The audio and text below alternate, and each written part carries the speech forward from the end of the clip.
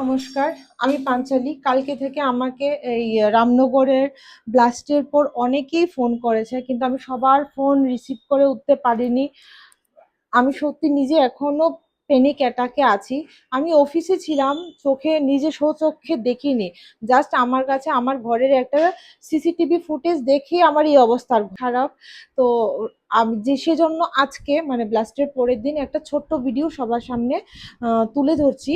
আর ফ্ল্যাটটা কিন্তু পাশের ফ্ল্যাট, কিন্তু এটা আরেকটা বিল্ডিং, আমারটা আরেকটা ফ্ল্যাট, কিন্তু তা সত্ত্বেও আমি কতটা এফেক্টেড হয়েছি সেটা আমি একটু সবার সামনে তুলে হচ্ছে আমার প্রথম একটা রুম। তারপর ডাইনিং প্লাস কিচেন এখান পর্যন্ত আসেনি, যেহেতু আমার মিট যে দিদি উনি গ্যাসের লাইনটা বন্ধ করে গেছিল, জাস্ট এই রুম পর্যন্ত আসেনি। কিন্তু আমি যখন দেখলাম এদিকের, কালকে যারা আমার ভিডিও দেখেছে নিশ্চয়ই বুঝতে পেরেছে এখানে কত কাজ ছিল। যাক, পরিষ্কার হয়েছে। আজকে দাদা এসছে আমাদের গ্লাসগুলো ঠিক করে দিতে। আসতে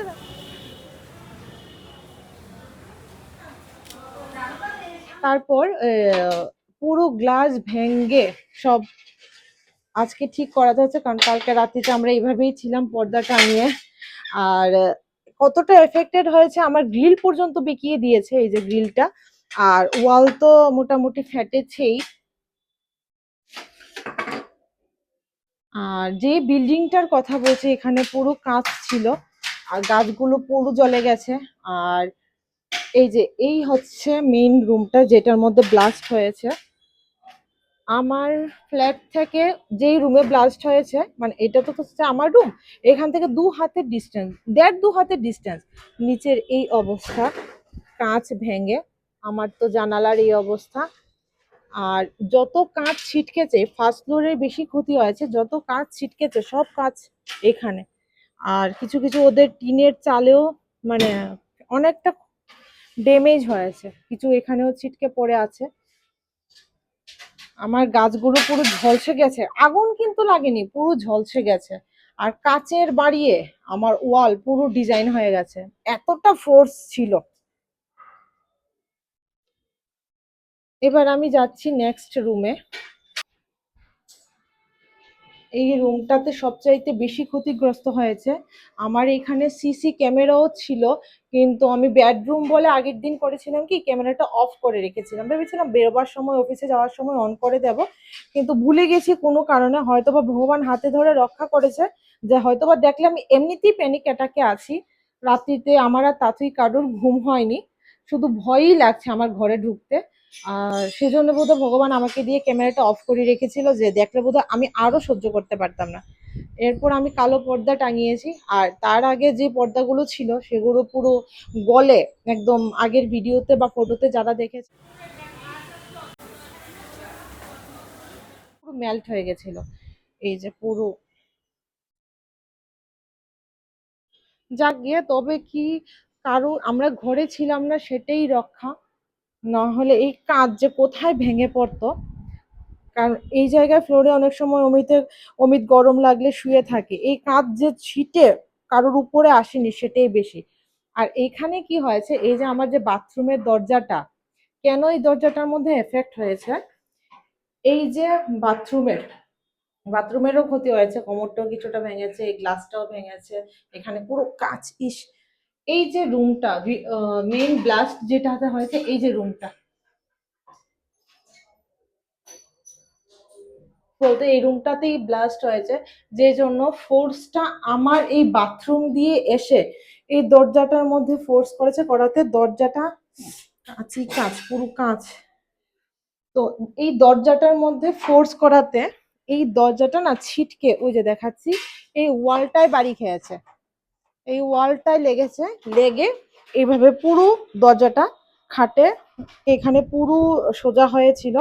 আর ভাগ্যিস যে ঘটনাটা গতকাল কি হয়েছে, যদি আজকে হতো, আমার মেয়ে এখানে এই খাটে বসেই, কাজ ছিল বলে আমি বেডশিট উঠিয়ে দিয়েছি, এখানে বসেই খেলে, পড়াশোনা করে, এই বেডরুমে টিভি দেখে। তো এও সারাক্ষণ এই বিছানাতেই থাকে। তো কালকে ছিলাম না বলে আমি অফিসে, অমিত বেরিয়ে গেছে, তাদেরকে আমি জয়নগর দিয়ে গেছিলাম। তাই ঠাকুর মানে হাতে ধরে আমাদেরকে রক্ষা করেছে, এই বেডরুমটা বেশি এফেক্টেড হয়েছে। দাদা এসছে এখন সব ঠিক করে যেতে। কারণ তো কথা আমার একটাই, যে যা হয়েছে হয়ে গেছে, মানে এটার পেছনে কারোর হাত আছে কিনা তা আমরা কেউই জানি না।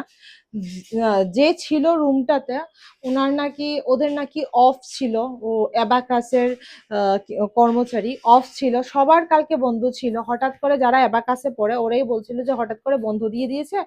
আর ওই ছেলেটা নাকি ম্যানেজার, এখানে এসে কাজ কর, মানে কালকে সাডেন ওর মনে কাজ ছিল, কাজ করেছে, এসে কাজ করবে। তো কাজই যদি করে, কথা ও বলছিল ফ্ল্যাটের বাকিরা যে ওদেরকে নাকি কি বলে পাইপলাইন, পিএনজি গ্যাস লাইন দিয়েছে। কথা আমি দেখাচ্ছি ও ফুটেজ। এই যে ওই যে পিএনজি লাইনের কালকে নাকি লাইন দিয়েছে, ওই যে ওই রুমটাতে। এটা হচ্ছে একটা রুম, তো এটা এইদিকে আরেকটা রুম আছে, আমি হাত দিয়ে দেখাতে পারছি না। এই যে এখান দিয়ে, ঠিক আছে ধরিয়ে, ও মাই গড, এটা ওই রুমটাতে ঢুকেছে, ঠিক আছে।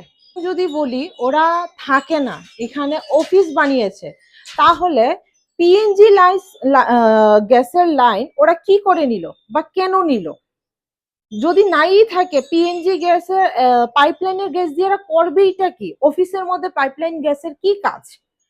ওরা বলছে ওখানে ওরা থাকে না, অফিস বানিয়েছে। অফিসের মধ্যে বলুন, সবাই আপনারাই বলুন যে পিএনজি গ্যাসের মানেটা কি, কেন নিয়েছে ওরা?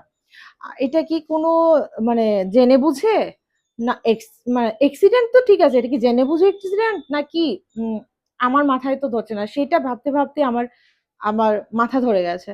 তো আমার একটাই কোশ্চেন, মানে বাকি অন্য কিছু ব্লাস্ট হয়েছে কিনা বা অন্য রুমে কিছু ছিল কিনা, যেহেতু অফিস তা জানি না, কিন্তু এই লাইনটা এখানে কি করছে? আর যদি যারা পাইপ লাইন অনেকদিন আগেই নিয়েছে, কালকে যদি গ্যাস লাইন দিয়েই থাকে, তাহলে এত নেগলিজেন্সি কেন?